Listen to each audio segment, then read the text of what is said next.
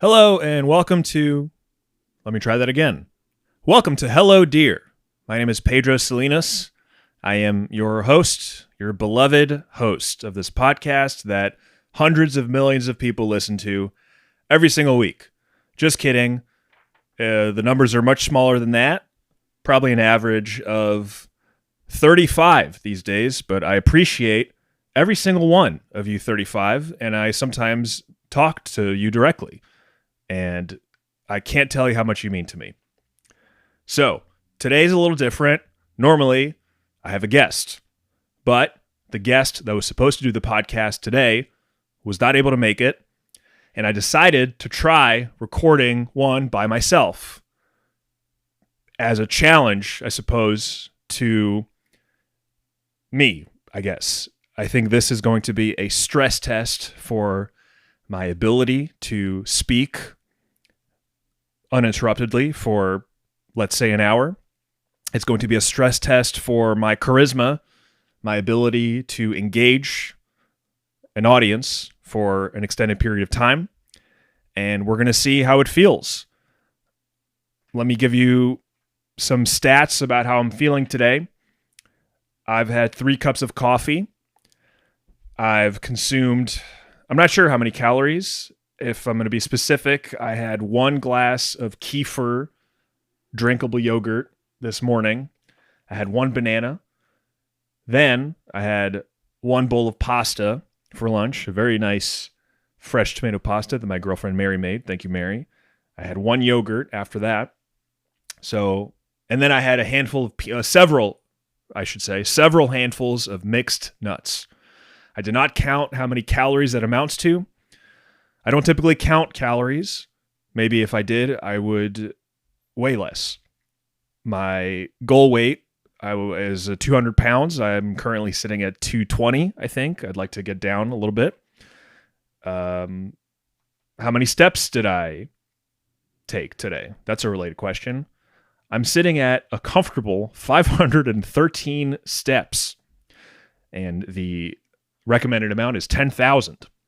So that might give you a little bit of insight into my physical and mental state. I did go for a 3-mile run yesterday, so I suppose I'm kind of coasting on that. I did do some calisthenics earlier this afternoon, which consisted of 3 sets of 25 push-ups, 1 minute of mountain climber exercises, which are when you are in a push-up position and you extend, or rather you lift each of your legs as if you're climbing a mountain. This lecture will come up thematically later. And 2 minutes of wall sits, which are isometric exercises my dad suggested I do so that when I went running, my knee wouldn't hurt. Is this interesting? I don't know. I have to just keep talking. Okay, this is part of the challenge that I'm setting for myself today. I can't just give up. I'm not gonna close the Reaper file that I have open that's recording me as I speak right now. I'm not gonna do it. I'm gonna push through. I'm gonna record this podcast even though I feel insane right now. I'm going to try to avoid verbal pauses such as and like when I feel that I have come to the end of a thought. I'm just going to let the silence ring out, just like right now. Wasn't that scary? It was scary for me, but we got through it together. I'm going to talk while the abyss howls underneath me, and through talking and through expressing myself, we will get through this hour together. 4 minutes and 30 seconds in. Whoever's still listening, I applaud you. So what are we going to do today? Let me just make sure I assuage you that I'm not going to completely waste your time. This is not going to be a schizoid break, although it kind of feels like one. What I'm going to do today is I'm going to share several readings from books that have been very important to me over the years. This is one of the things I like doing with this podcast, is discussing literature, discussing the finer things in life. I get to do that with guests every week. We talk about poetry. That means a lot to me. But we don't do it for very long because it might feel excessively serious and possibly boring. That's my dog Pancho. My dogs Pancho and Chico are here. I love them very much. Adding to my stats, I've probably kissed them on the forehead 700 times today. I'm actually going to be right back. I'm going to turn on the lights in the apartment so that they don't feel so scared while I record this in my office, and they're currently in the dark. So I'll be right back. Okay, I'm back. I hope you didn't miss me too much. I forgot to add one more stat to my array earlier. Pancho, it's okay. An hour and 40 minutes of screen time. That's not bad. I've had much worse. It's not great, but it's, I would say it's, I didn't feel stricken with panic when I saw that stat. I did feel stricken with panic when I saw 513 steps. I will say, by the way, that I have walked more than that today. I've taken my two dogs, Pancho and Chico, on several walks around the neighborhood, for which I did not bring my phone. And so those steps were not quantified. There is no way those 3 walks amounted to the recommended amount of 10,000, but possibly it brought me to the 2,500 to 3,000. That'd be nice. Let's hope. We don't know. Sometimes you can't quantify everything.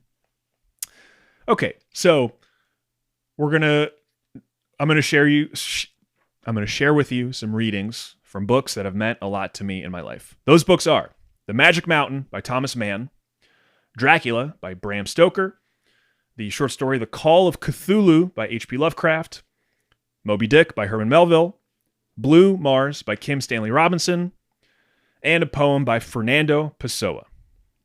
These are the readings that I will share with you today. Okay, before that, big news day. Iran fired a bunch of rockets at Tel Aviv, and Israel has vowed to retaliate. What do I think about that? You're begging to know. What do I think about that? I think it's all good. It sounds like I'm generally very happy with what's going on in the region. It sounds like everyone's over there is having fun, and I just hope they, keep on having a good time. Okay, that came out more glib than I expected.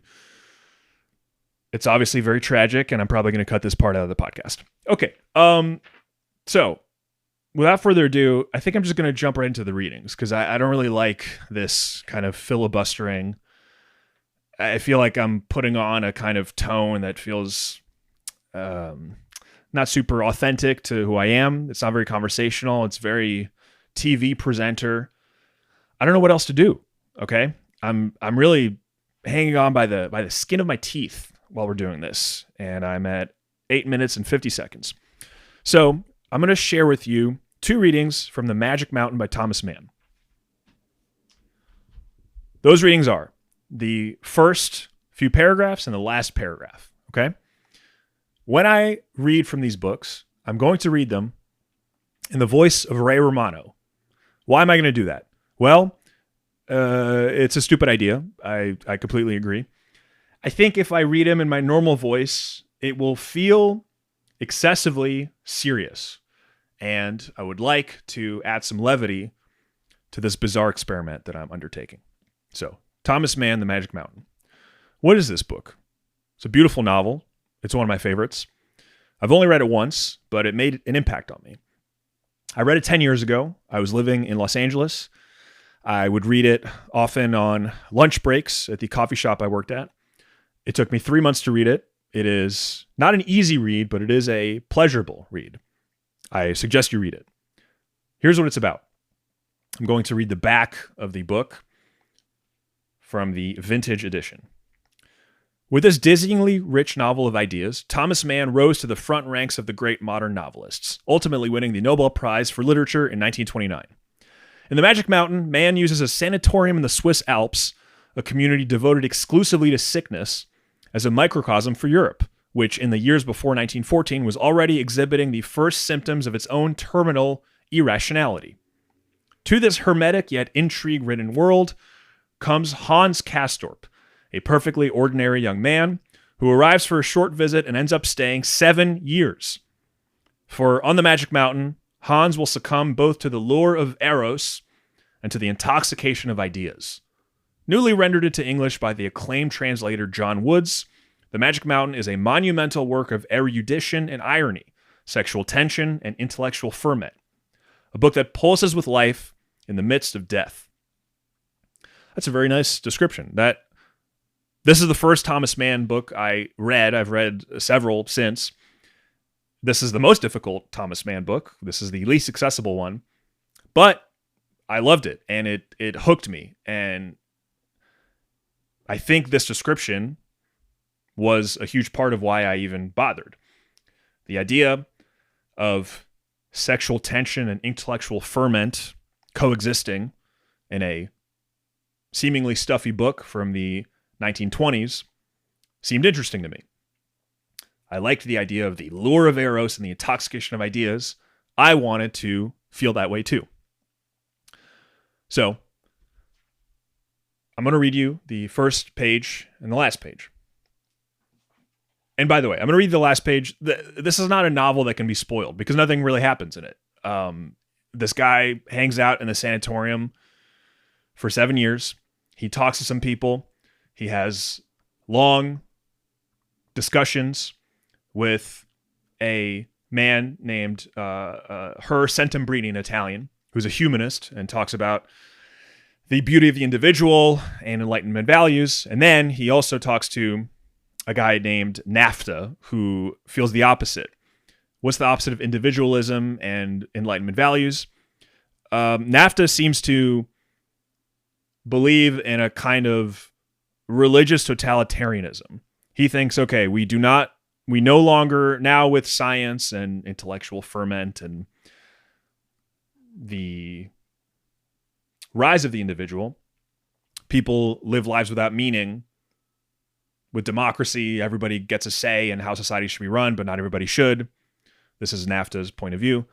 And so it would be better if everybody just did as they were told according to some kind of religious, paternalistic authority. This is NAFTA's point of view. Sentembrini feels the opposite. The two of them argue the whole book.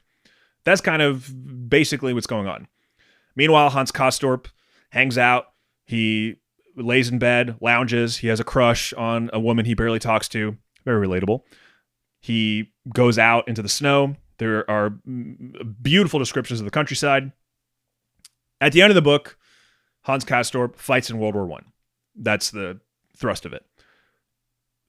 These are the plot events of the book, but it is still worth reading for all the stuff within it because it's an incredibly rich work of literature. Now, first page of The Magic Mountain. I'm going to read this as Ray Romano. Chapter 1. Arrival. An ordinary young man was on his way from his hometown of Hamburg to Davos-Platz in the canton of Graubünden. It was the height of summer, and he planned to stay for 3 weeks. All right, that's the first paragraph. I'll keep reading, obviously, but I think I'm going to break up the reading with analysis, see if that is interesting. So, why do I like this first paragraph? It's nothing but information. But immediately it has a kind of storybook melody to it. An ordinary young man was on his way already. An ordinary young man. Well, who cares? Why should we care about this ordinary young man? But I'm sort of taken in by the lyrical, fable-like quality of this. No idea where Hamburg, Davos-Platz, the canton of Graubünden. What the fuck is a canton? I don't know. I like it. I like how that sounds. I think a canton is a sort of sector of Switzerland. This book takes place in Switzerland. Okay. It was the height of summer. Beautiful. Beautiful way to say it. And he planned to stay for 3 weeks. Okay.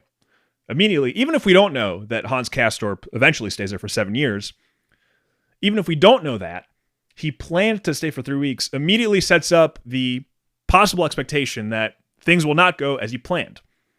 So my curiosity is piqued, as they say. That's the first paragraph. Okay, next paragraph. It is a long trip, however, from Hamburg to those elevations. Too long, really, for so short a visit. The journey leads through many a landscape, uphill and down, descends from the high plain of southern Germany to the shores of Swabia's Sea, and proceeds by boat across its skipping waves, passing over abysses once thought unfathomable. Okay. This paragraph, mostly more information telling you, okay, it actually is kind of hard to get to this place. It's not just like a train ride. You need to do a lot more. It's convoluted and complicated. To a first-time reader, so far, this might be boring. But there are little hints of this is going to be a weird book. First, he planned to stay for 3 weeks. It's going to be longer than 3 weeks. We already know that from the back of the book. Then we get that last line of the second paragraph, which I love. And proceeds by boat across its skipping waves, passing over abysses once thought unfathomable.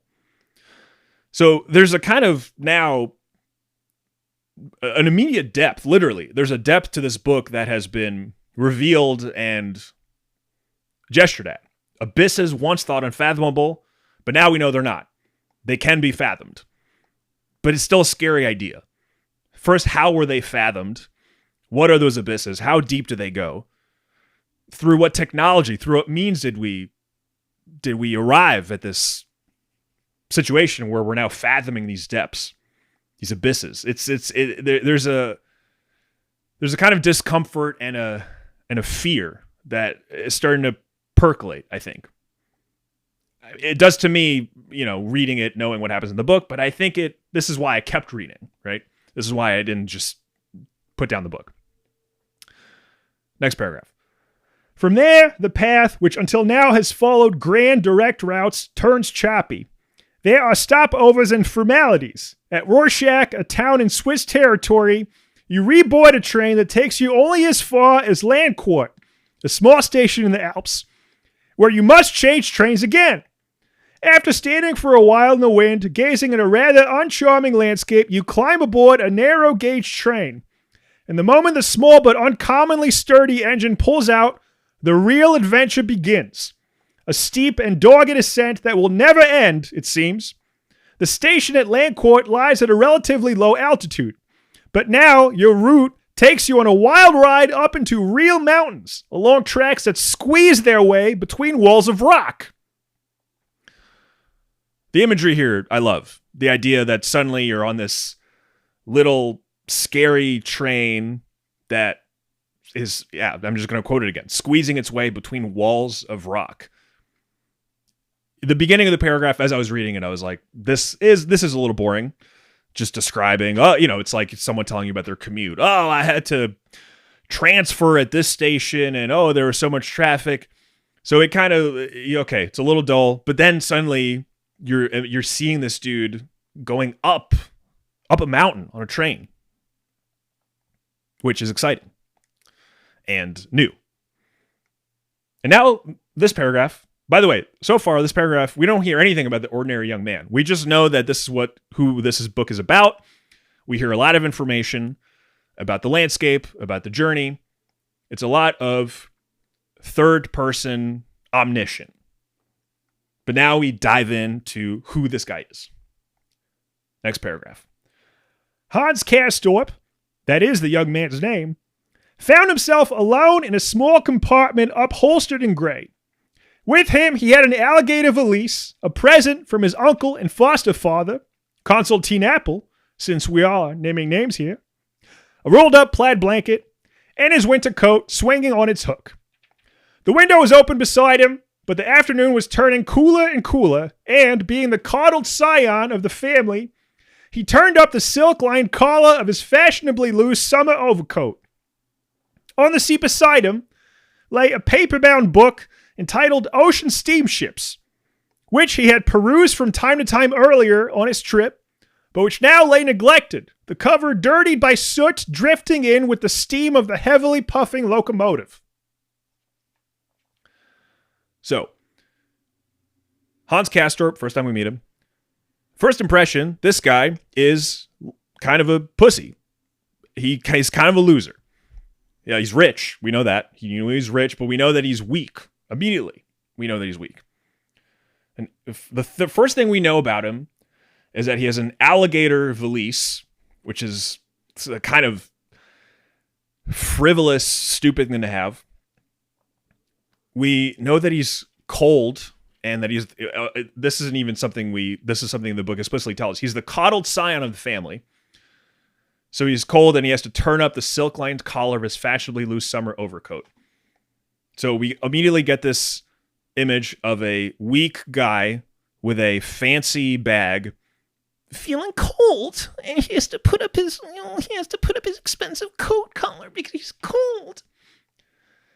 And what he's reading is a book called Ocean Steamships, which is the kind of book that a 10-year-old would read. Just like, he doesn't seem very smart. And then there's a cool thematic detail, which is that, well, first he's tried to read it and he lost interest. Very relatable. You guys might be feeling this way about this podcast. And the book about ocean steamships is now dirtied by soot drifting in with the steam of the heavily puffing locomotive. Okay, steamships, steam. How important is this? How thematically rich? I think the way that I would interpret this, just thinking off the top of my head, is immediately we're getting a sense of the technology that has created the society that this book is critiquing. Ocean steamships, right? Steam is obviously the kind of, I guess this is in night. So the book came out in 1929. It's set in the 19-teens. I don't know my history that well, but steam I associate with the end of the 19th century. So he's sort of reveling with his book in that technology, that form of energy, but that form of energy is also dirtying the book that he has now laid aside. I don't have a complete answer as to what that means, but I think it's notable. Last paragraph that I'm going to read from this section. And this is the paragraph I really love. 2 days of travel separate this young man, and young he is, with few firm roots in life, from his everyday world, especially from what he has called his duties, interests, worries, and prospects. Separate him far more than he had dreamed possible as he rode to the station in a hansom cab. Space, as it rolls and tumbles away between him and his native soil, proves to have powers normally ascribed to time. From hour to hour, space brings about changes very like those time produces, yet surpassing them in certain ways. Space, like time, gives birth to forgetfulness, but does so by removing an individual from all relationships and placing him in a free and pristine state. Indeed, in but a moment, it can turn a pedant and Philistine into something like a vagabond. Time, they say, is water from the river Leith, but alien air is a similar drink, and if its effects are less profound, it works all the more quickly. So when I first read this book, I think this is the paragraph that made me think I'm going to read this entire fucking thing. I'm going to read all 700 pages of this to figure out what the hell's going on.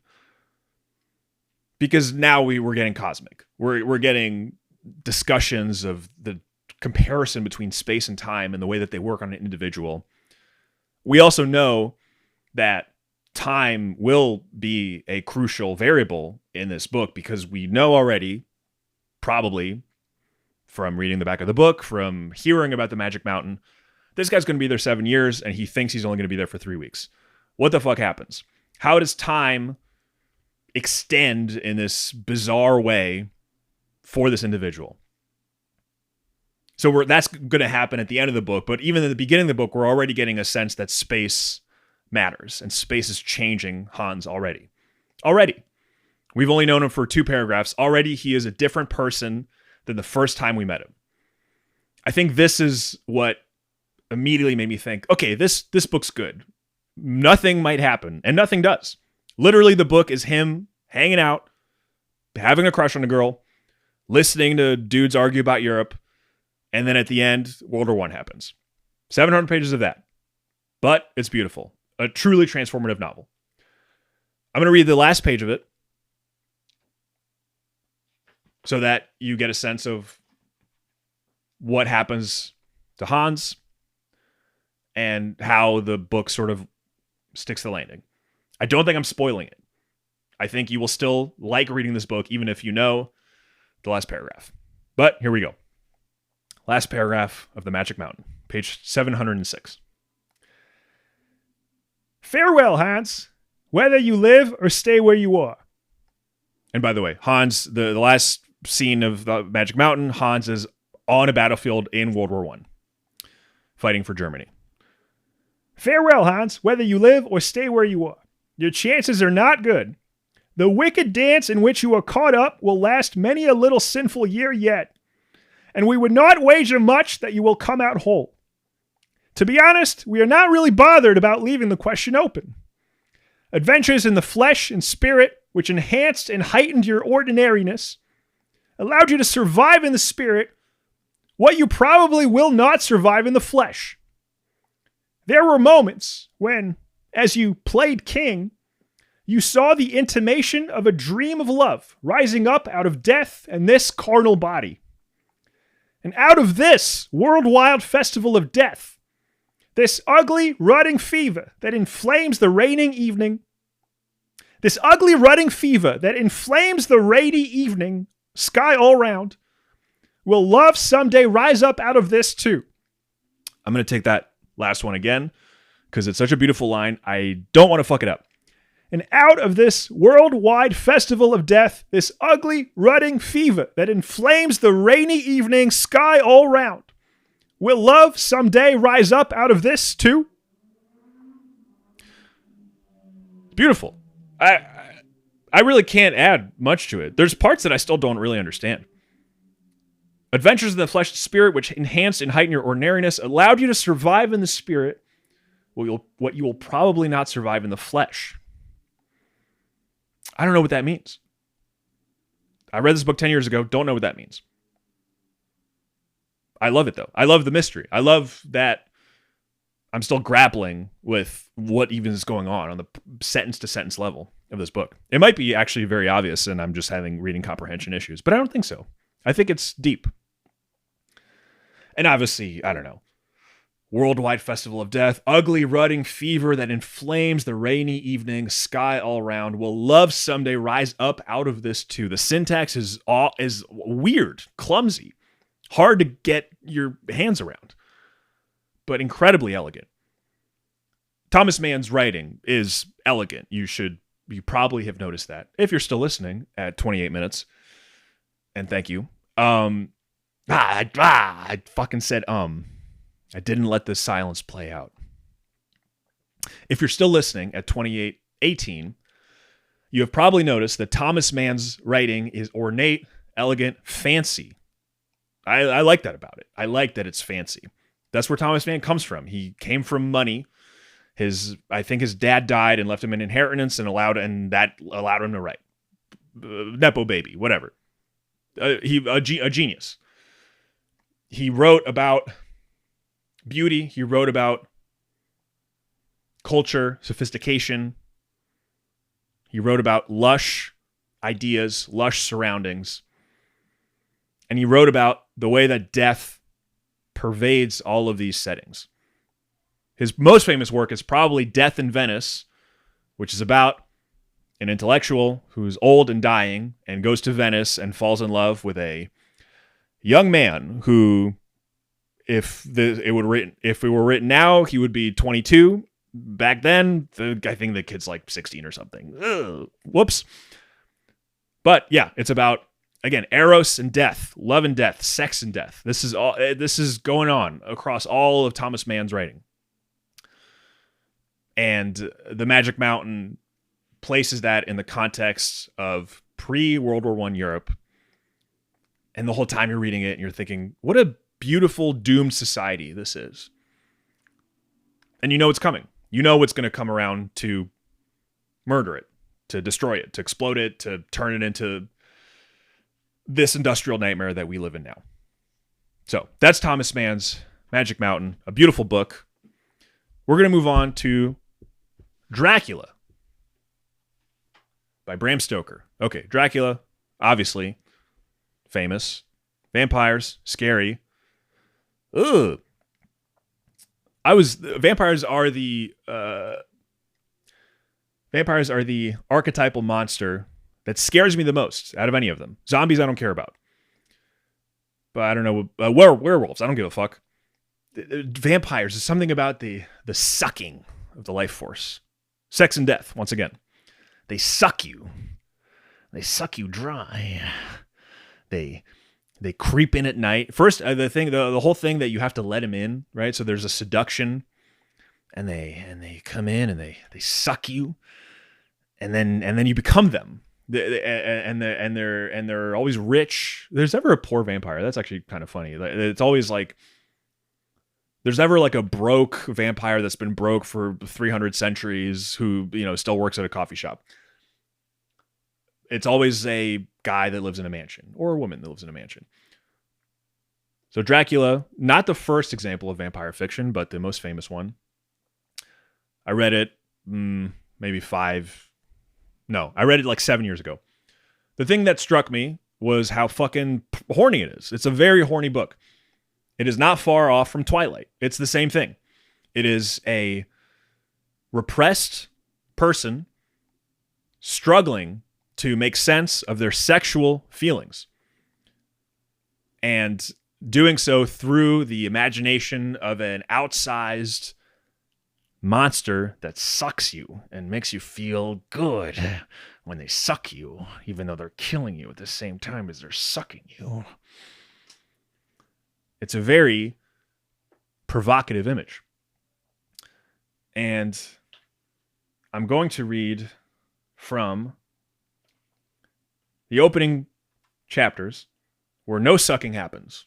No sucking happens yet. I'm very sorry to titillate you with all that. The opening chapter is just Jonathan Harker, who's going to visit Count Dracula. And Jonathan Harker is some kind of lawyer's assistant. And he's going to help Count Dracula buy property in London so that he can move to England from Transylvania and suck everybody dry and rule the earth. So this is Jonathan Harker. He's in a carriage, and it's going through the mountains. The theme is obvious, the connection between this and Magic Mountain. I like things where someone's in a form of transportation going through mountains. It's a moving and scary and vertiginous kind of image to me. Beyond the green, swelling hills of the Mittelland rose mighty slopes of forest up to the lofty steeps of the Carpathians themselves. Right and left of us they towered, with the afternoon sun falling full upon them and bringing out all the glorious colors of this beautiful range. Deep blue and purple in the shadows of the peaks, green and brown where grass and rock mingled, and an endless perspective of jagged rock and pointed crags, till they were themselves lost in the distance, where the snowy peaks rose grandly. Here and there seemed mighty rifts in the mountains, through which, as the sun began to sink, we saw now and again the white gleam of falling water. One of my companions touched my arm as we swept round the base of a hill and opened up the lofty snow-covered peak of a mountain, which seemed, as we wound on our serpentine way, to be right before us. Look, Istenzek, God's seat. And he crossed himself reverently. As we wound on our endless way and the sun sank lower and lower behind us, the shadows of the evening began to creep round us. Spooky, beautiful, exhilarating. I think the theme, by the way, just why am I selecting these specific passages? I don't know. There's probably a better passage from Dracula that indicates why this is the book it is, why it matters. I think I'm just choosing the passages that, when I read these books, gripped me, gripped my heart. I hope you've had that feeling when you read a book, when suddenly it feels like there's something that takes hold of you inside you, and you think, "Fuck, what is going to happen? What is happening to me?" Books that seem to crawl inside of you. This is what happened with Dracula. This is what happened with the Magic Mountain. And it happened in these paragraphs. Something transfigured. Something magical happened. I think the book here is seducing me, right? It's giving me this incredible spectacular imagery of beautiful mountains where Jonathan Harker will meet, the most evil man alive.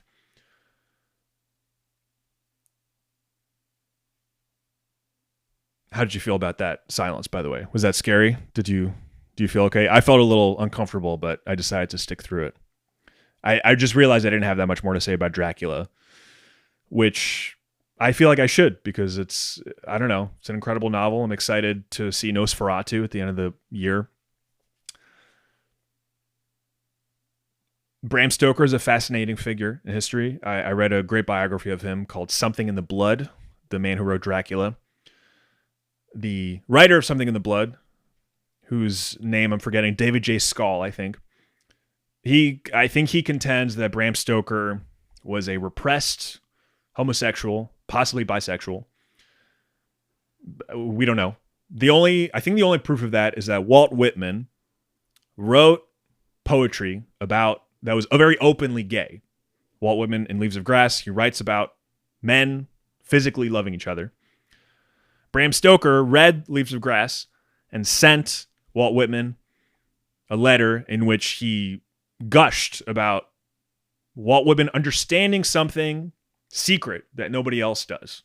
This is pretty close to the wording that's in the letter. That's why people think Bram Stoker might have been gay. And so, but he was a very ordinary, industrious guy.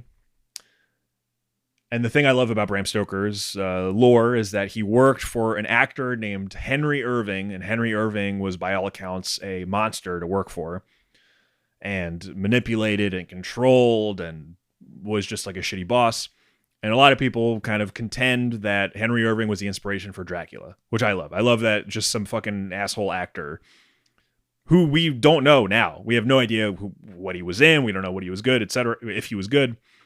He was a Victorian stage actor. This is lost to history. But because of how badly he treated his employee, Bram Stoker, now he lives forever in the form of this essentially slander on his character. I think that's funny and interesting. So, Dracula. Beautiful book. Well, the first 250 pages are awesome because this is when the evil of the book is sinking down further and further. We learn what a vampire is. We learn how the women in the lives of the male protagonists are being affected by the vampires. Everything's going to shit. It's scary. The last 100 pages kind of suck because it's Bram Stoker wrapping up the story in a neat way, according to the standards of Victorian fiction. And the good guys win, and it's very Christian and very wholesome, and it's kind of him wiping up all the messy sexual energy that he was fully letting, bloom in the first half of the book. So it's a very interesting experience. Critics have said that it's kind of like Bram Stoker was giving voice to something that he didn't completely have control over. And that's a fascinating experience. Because normally a great book, you are in the hands of a master, right? A great novel takes mastery to finish. And you're the Thomas Mann, The Magic Mountain. This is the work of a master. This is a book that has complete control of its themes, of its language, of its pacing, of its characters. And it allows them to develop exactly according to the plan of the person who wrote it. This is not the case with Bram Stoker's Dracula. Bram Stoker's Dracula is him. He had a scary nightmare that made him horny. That's true. That this is the inspiration for it. He had a nightmare about 3 women hovering over him and kissing him and kissing his neck. And then a man said, "Step away from him. He's mine." That's the nightmare. There's a diary entry where he writes that. It later becomes a scene in Dracula. He had this nightmare of dominance and power, and he didn't know how to deal with it. And he wrote this yarn where he's just fully in the morass of this sexual confusion. And it's scary as fuck because he doesn't know what to do with it. And then at the end, he kind of, actually, all the good guys win. And it's a very interesting experience to go through. So that's Dracula. Okay. Next book on the docket. Next story, rather. The Call of Cthulhu by H.P. Lovecraft. Okay. This is the... So, H.P. Lovecraft, you probably know who he is. If you don't, horror writer, sci-fi writer, very influential on all sorts of things. He's the guy that came up with the idea that scary aliens from space look like squids. He was very racist. That's an important part of his legacy. His racism influenced his horror writing. He moved to New York. He moved to Brooklyn.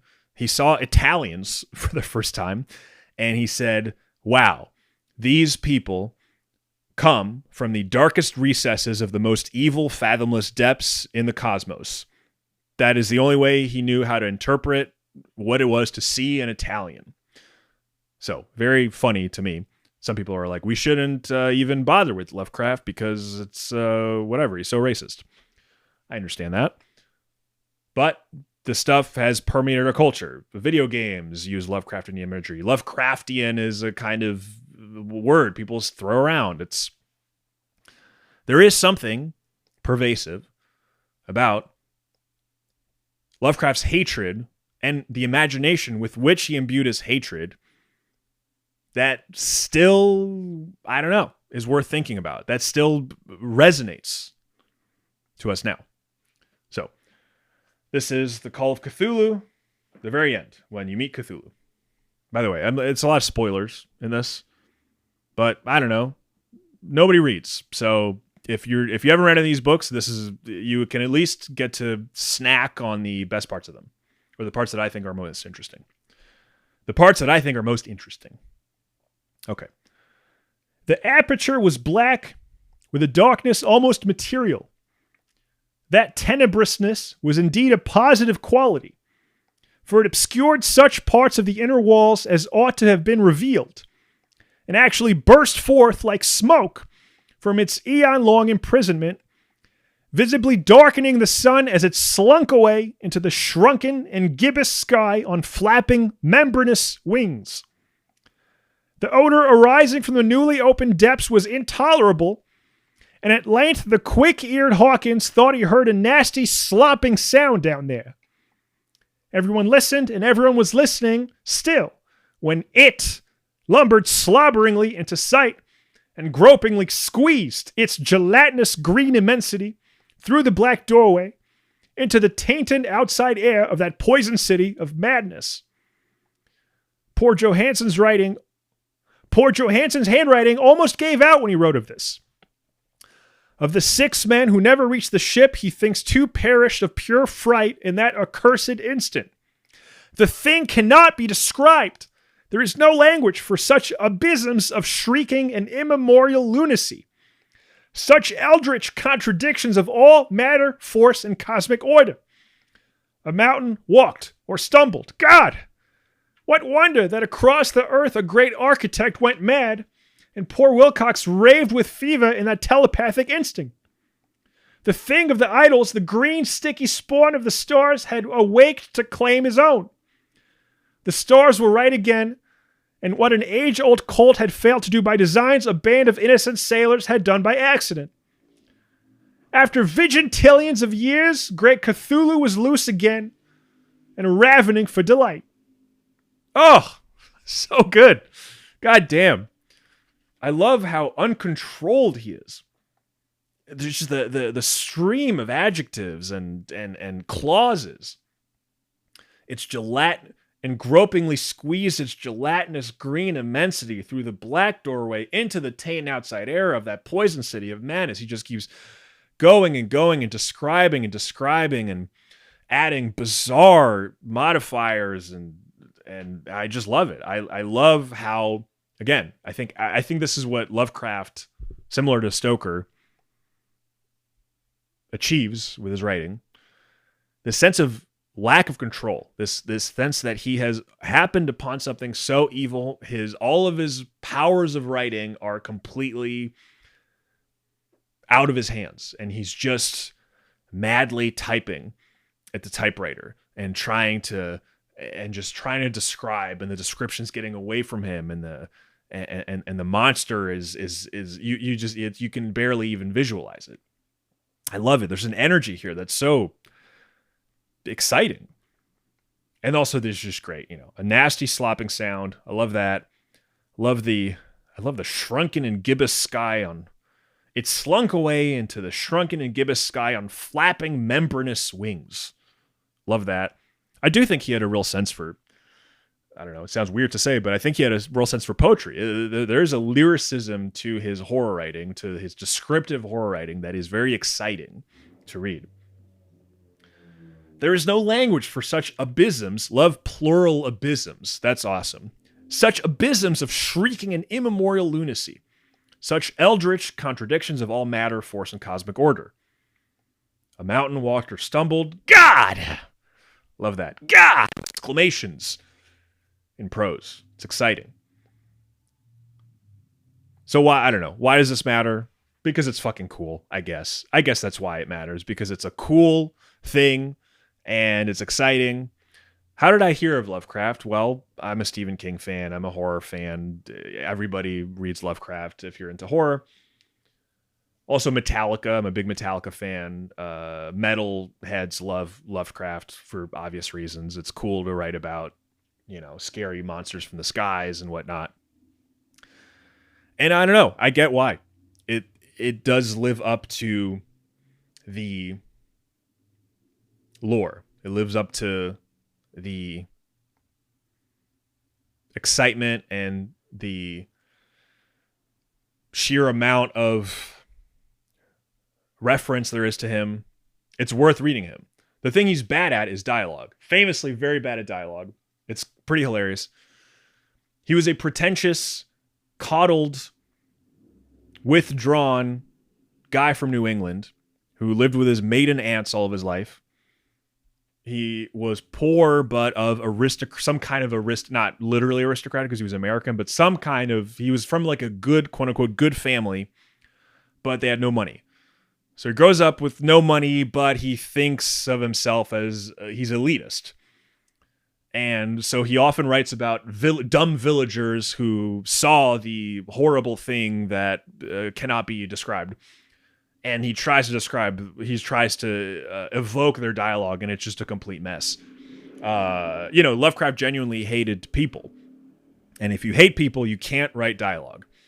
And this is a failing of his as a writer and as a human, but it is also kind of what makes his work interesting. Despite his failures, perhaps because of them, he brought into being this pure sense of terror and nightmare of the unknown, which often can be applied to other people who are not unknown. They're just other people, but you don't understand them. And that is what's upsetting about the legacy. But I think you should contend with these things in art. I think this is what art is for. You contend with ugly feelings. You contend with the things about humanity that are destructive and violent. You don't just say, that's bad, I'm not going to deal with it. And art, literature, is a way to deal with it, is a way to actually sit in that point of view and be like, wow, this is a horrible way to look at the world. God, this is unpleasant. I think that's very worthwhile. So I guess I have to say shout out H.P. Lovecraft. Okay, we're going to move on to... I've been recording I'm at 50 minutes. If you're still here, fucking God bless you. Man. God bless you. I'm going to shout out Alex. You're probably still here. Kate, you're probably still here. These are my good friends. Love you guys. Thank you. Okay. We're going to read now from, Moby-Dick. Oh, man. What an awesome book. Worth reading. It's going to take you a long time. It's going to be worth it. It's so fucking good. Why is it so good? Well, it's a bunch of dudes doing cool stuff. I think the dudes rock meme is a little bit played out, and it kind of annoys me. But this is a book about dudes rocking. Why do I Why don't I just let the silences live? Moby-Dick is a book about a bunch of men doing difficult, hard work. And about one specific man who is so blinded by his hatred that he dooms a bunch of other guys. And it's a compelling vision. A lot of it involves difficult language about ships that I don't understand at all. A lot of it is a little hard to get through. But then you power through the thickets of Melville's language and you get to these moments of cosmic revelation that are genuinely hallucinatory and scary. The connection between this and Lovecraft is that I contend this is the first ever work of cosmic horror. Maybe there's one before it, but I think Melville did it first. Absolutely frightening when he talks about Moby-Dick. Absolutely frightening when he talks about the ocean and the fathomless depths, which we saw in the Magic Mountain. The vision, the imagery, the mysticism that Melville was able to access and to wield in this book is incredible, moving. So this is a chapter. Okay, Moby-Dick is a white whale, famously. Straight white whale. And that was a little joke. This chapter is about why it's so scary that Moby-Dick is white. Why is it so scary that he's white? This is from the last paragraph of that chapter. Is it that by its indefiniteness, it shadows forth the heartless voids and immensities of the universe, and thus stabs us from beyond, and thus stabs us from behind with the thought of annihilation when beholding the white depths of the Milky Way? I'm going to try that again. Is it that by its indefiniteness it shadows forth the heartless voids and immensities of the universe, and thus stabs us from behind with the thought of annihilation when beholding the white depths of the Milky Way? Or is it that, as in essence whiteness is not so much a color as the visible absence of color, and at the same time the concrete of all colors? Is it for these reasons that there is such a dumb blankness, full of meaning, in a wide landscapes of snows, a colorless all color of atheism from which we shrink? And when we consider that other theory of the natural philosophers, that all other earthly hues, every stately or lovely emblazoning, the sweet tinges of sunset skies and woods, yea, and the gilded velvets of butterflies and the butterfly cheeks of young girls, all these are but subtle deceits, not actually inherent in substances, but only laid on from without, so that all deified nature absolutely paints like the harlot, whose allurements cover nothing but the charnel house within.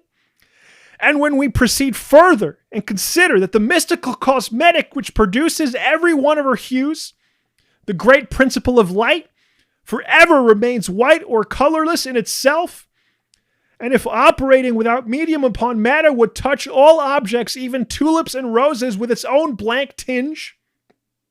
Pondering all this, the palsied universe lies before us a leper, and like willful travelers in Lapland who refuse to wear colored and coloring glasses upon their eyes, so the wretched infidel gazes himself blind at the monumental white shroud that wraps all the prospect around him. And of all these things, the albino whale was the symbol. Wonder ye then at the fiery hunt? Fuck. So sick. God damn. I hope I did a good job reading it. I literally have no idea. I think I said all the words correctly. But the thing about Melville's language is that the syntax is bizarre. Just clause after clause and semicolon after semicolon, and it's such a labyrinth, and it's such a packing on of meaning and association and illusion. And he just keeps going and going and going and going, and he starts a question on one page and finishes it 2 pages later, and you're just trying to keep up. And Moby-Dick, I think, is an interesting book. Well, that's what a dumb thing to say. Moby-Dick is an interesting book. It is. I started saying that to connect it with the discussion of control and lack of control that I was mentioning in the other books. I don't know if Melville's in control of his prose. I think he is. I think this guy was just fucking good. He had read the entire Bible. He had read all of Shakespeare. He knew history. He knew mythology. He just read everything, and he was crazy, and he was able to harness it and allude to it with this complete fluency and virtuosity. And here he's doing it now. And here he's also talking about physics. He's talking about the physics of light and the way that light and whiteness is both all colors and no colors. I actually don't know if that holds up, color theory now, but back then, I think this was the cutting edge of what it was to see color and what it was to understand light. So it's truly, he is piercing the very heart of the cosmic mystery. I mean, this is so fucking Lovecraftian. I just can't help but say it. It's so scary. It is so scary to imagine. I love this thing that all colors are lies. All deified nature absolutely paints like the harlot whose allurements cover nothing but the charnel house within.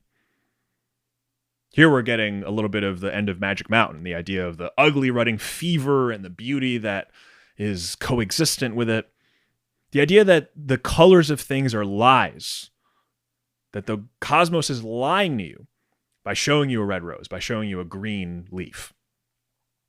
That really under it is just this horrible whiteness, the whiteness of pure light so pure that it blinds you to even look at it.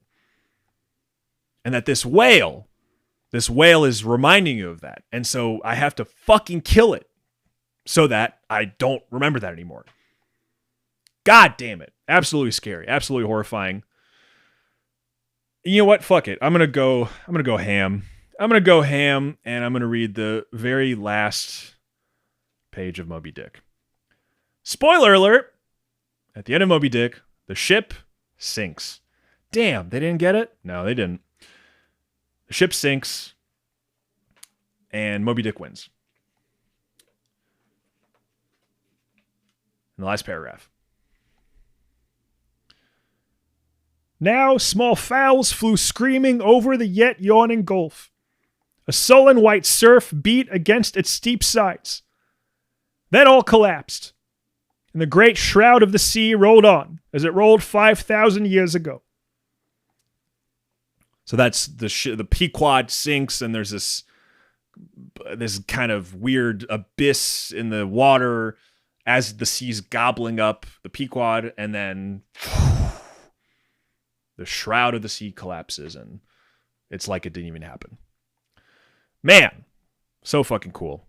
Love the ocean. It's a scary place. Should I do another book? Let's see. I've been going for an hour, almost. Been going for an hour, and I had two I wanted to do. Kim Stanley Robinson and Fernando Pessoa. I'm going to skip Robinson. I'm going to do him another time. I think I'm going to do this again. I'm warning you. I'm probably going to do this again. I had fun. So I'm going to skip Kim Stanley Robinson because the passage I want to read from him is, it's meaty. It's good. There's a lot going on. So I don't want to rush through it. I'm going to read you a poem by Fernando Pessoa, a Portuguese writer who wrote under various pseudonyms. And he wrote under one pseudonym called Alberto Caiero, who is a shepherd. And he wrote these beautiful poems. This poem I have taught in my English as a second language classes because its language is simple yet sophisticated, and people like it, and they kind of expand their understanding of language a little bit further with it. I'm talking about the immigrants in my classes. Okay, this is Fernando Pessoa writing as Alberto Caiero. Sometimes, on days of perfect and exact light, when things are as real as they can possibly be, I slowly ask myself why I even bother to attribute beauty to things. Does a flower really have beauty? Does a fruit really have beauty? No. They have only color and form and existence. Beauty is the name of something that doesn't exist, but that I give to things in exchange for the pleasure they give me. It means nothing. So why do I say about things? They're beautiful. Yes, even I, who live only off living, am unwittingly visited by the lies of men concerning things that simply exist. How hard to be just what we are and see nothing but the visible. Love it. Provocative, actually. Kind of provocative from the point of view of this simple shepherd who's just simply reporting on the things he sees. There is no beauty. That's what he's saying. Beauty doesn't exist. It's just words, man. Just words we're giving to things. It's a kind of an austere point of view. I think there's value in the idea of beauty. I don't know why, but I think there's value in it. When I step outside my apartment, I didn't do it very much today, but when I do, and it's a beautiful day, I say it. I say, it's a beautiful day. That's true. I also kiss books when I finish them. These are two corny, cringe things about me that I actually do. I try to do them. Why? Well, I believe it's important to acknowledge the things that give you meaning and pleasure and make you feel grateful. And sometimes I step outside and I think, I don't have any Instagram followers. Oh, I'm not going viral. And that doesn't fucking matter. I mean, it matters to my career. Oh, this podcast that I recorded where I talked to myself only got 15 listeners. Well, thank you for those 15. It's a beautiful day. That's why I say it. Because acknowledging the beauty brings it to life. Kissing the book finishes the experience. It makes me say thank you for what I have gained from you to the book. So I think it's valuable to acknowledge beauty, but maybe it's fake. Maybe it's not true. Maybe it doesn't exist. I taught this poem to, I've taught it to various ESL classes. One of the students in one of these classes was from Ukraine, grew up in the Soviet Union. And he was saying this is the kind of ideology that we had shoved down our throats in the Soviet Union. Because it's very atheistic in a way. It's like there is only what there is.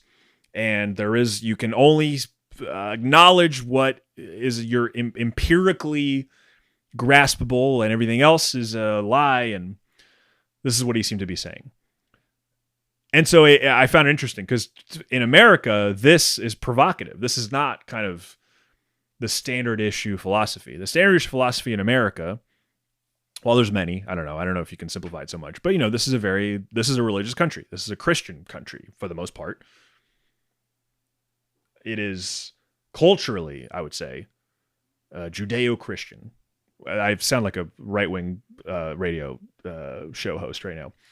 I don't mean that in a good or bad sense. I just mean a lot of the central mainstream American culture is kind of imbued with this ideology that there is something more, that there is not a God, but there is a force, there is a grander kind of ambition, a grander dream that you are realizing through your toil. And this guy is saying, what's there to fucking toil about? Just hang out and look at the flower and say that's a flower. Do you like it? Who cares? It's there. Is it beautiful? That's a lie. I love it. I love it. Kind of makes me tangle with the very meanings of things. I mean, reading it kind of made me think of the way that Melville talks about light painting fake colors onto things. That's kind of what this guy's saying about our notions of beauty. We assign it to things that just are. Colors are not real. There is only light. Colors are real according to the words that we give them. Okay, that's it. I mean, I'm not going to do much more. I think I successfully filled an hour of time talking to myself, by myself. Honestly, I liked this. I expected that I would have a hard time with this. And I did. Because it's hard to just talk by yourself. Some of the greats do it. Also, it's kind of probably crazy for me to do it because, again, this podcast has very few listeners. The ones who do listen are somewhat loyal, and I appreciate that. And thank you if you're still here. But I mean, the people that I've seen do solo podcasts tend to do it after years of already being successful, and they have fans who want to hear them just go. I don't really have that.